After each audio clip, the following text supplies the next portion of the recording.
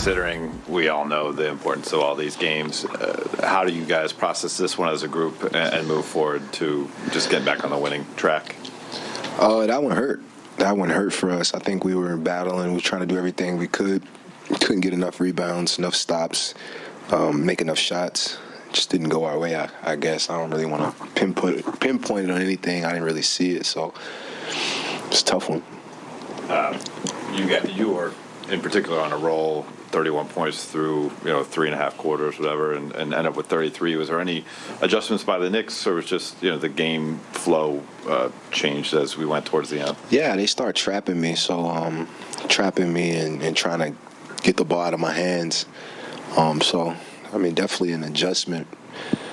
Still got to find ways to capitalize on that on the backside in ways.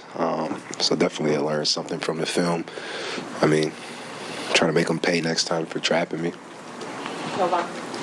D'Lo, 61 points in your last two games since you came back. What type of offensive groove have you been in these last two games? I don't know, just confident. Confident for real, just trying to keep it simple and lock into my preparation, things like that, to allow the game to just be simple for me. And obviously making shots at a high clips, allowing it to be easier for me as well. So, Kyle? D'Angelo, I know the goal is to win, but, you were kind of going neck and neck with Julius, both at 31 points midway through the third quarter. What's the relationship like? What's it sort of like having a duel with your old teammate here in this building? Is there anything that dredged up for you, more or less? No, I'm a fan of his game. No relationship. We played together. Went our separate ways after that, and it's just been competitive energy ever since then. So, I mean, that's how I am with everybody. I'm not really friends with anybody, to be honest. So, on the court, it's no love. You just want to battle and try to get the win and maybe shake hands after. D'Lo, after the game, AD was pretty hard on himself. I apologize if someone asked this already, but AD was pretty hard on himself. Basically said, this was me. Everybody did their job tonight. I didn't. Are there things that you guys can do to get him easier buckets as teams continue to kind of obviously put him at the top of the scouting report? Yeah, I mean, you can try, but what was he averaging, 40 or something, 30, something like that, the last few games? So they know that much, too. So trying to take them out the game is probably their main objective. And then with a new group, it's hard to play off of what's not there, when you don't have that chemistry. Your second and third option aren't as fluid because, we don't have that continuity to our chemistry with the group. So I think that's things we got to work on. Definitely want to get them the ball, but like I said, they're really trying to take them out the game. So you see us turning it over, trying to force it a lot. And, I mean, there's ways to capitalize on the back end with throwing it over the top and guys flashing, hitting them, letting them get it to them. Like I said, just having that chemistry allows your second and third option to be easy when they take away the first one of the initial action. So definitely just watching the film and learning how we can capitalize on that when teams try to approach it that way. To follow that, you said there was, I mean, you guys obviously want to give him the ball. Is that kind of what happened? There was one pass I know that you could see it on your face, the one where Hartenstein kind of slipped through. Is that kind of an example where it's you see him and it's those are chemistry plays right there that you kind of got to live with at this moment, and they suck and it's hard to live with it, but it's only a few games together. You gotta figure those things out with time. And tonight, I don't know how many turnovers I had, but a few of them were trying to get it to him in ways that we probably weren't on the same page. So. I know how tough these games are, but tonight's game, RJ, Julius had it going pretty good for you guys. What was different for you guys tonight versus the last couple that you guys played? Yeah, I mean, first of all, we didn't make our shots like we did, the last couple of games. I mean, D'Lo got hot, and I think offensive rebounds killed us. And we're going to look at film tomorrow, try to get better. But, I mean, we got to give them credit, too. They played really, really tough. And, we got to get the next one. ED mentioned something that I found interesting whenever he does that put the blame on himself. What does that tell you about him as a teammate? How much this means to him? Yeah, I mean, it's everybody. It's everybody in this locker room. I mean, I can't say the same thing. When I came in, I had 2 quick turnovers.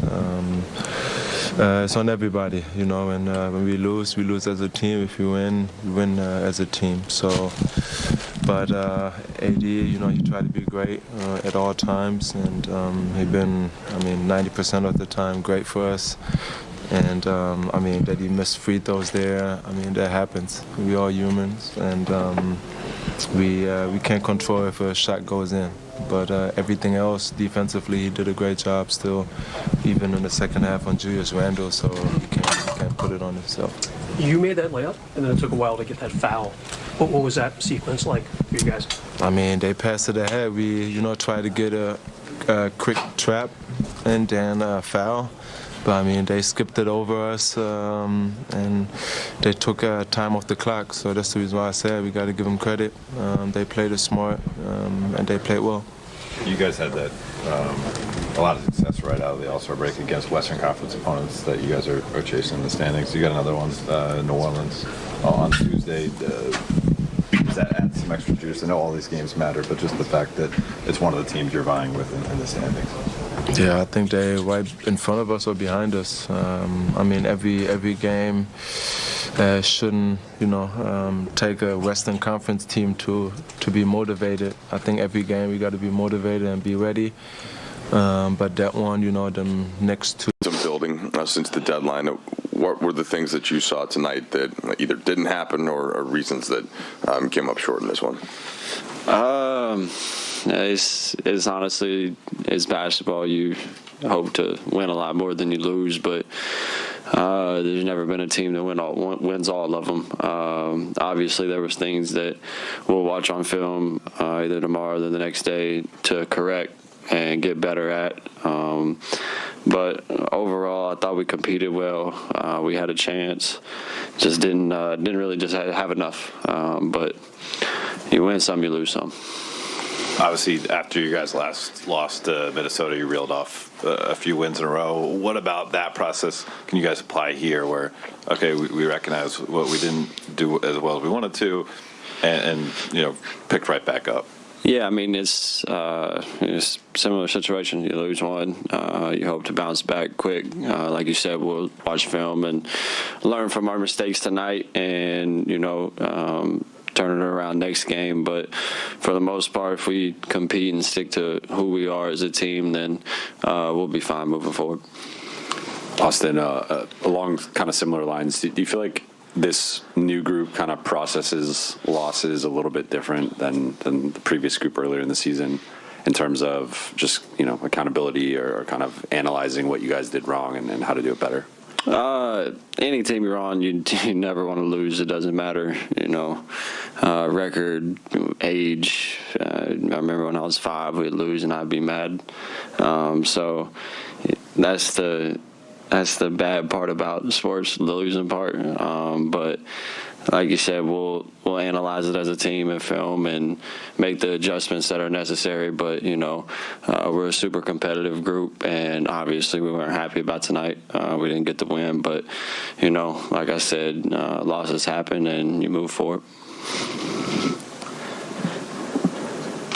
Austin, there was a point where game was tied at 93 and RJ Barrett kind of launched off a little run there. How did that change the dynamic of the game, and was there anything in particular that you guys think you guys struggled with against him defensively? He's a good player. Obviously, he gets downhill left, and everybody knows it. You know, it's still hard to stop. But, you know, I think a little bit more attention to detail with, you know, what we're doing, who we're guarding, you know, schemes and stuff like that. That's what we'll correct in film, and you do tip your hat to them. They played a good game. They're scrappy. They play really hard. So we knew it wasn't going to be, you know, a cakewalk. They're a really good team as well. Austin, there's 14 games left. You guys are 2 under 500, but right in this sort of pack of teams that's could be 6th or maybe even 5th, or could be 12th. What do you think about the team's position right now, and what kind of opportunity do you think is out there for you guys? Obviously you want to be first. Wish you could win them all, but you play the hand that you're dealt. Since the trade deadline, I feel like we've chemistry is molded really well in a short period of time, and with where we are right now, you just got to play the hand that you're dealt, and we'll take it one game at a time. These two games coming up on this short road trip are very important for us, so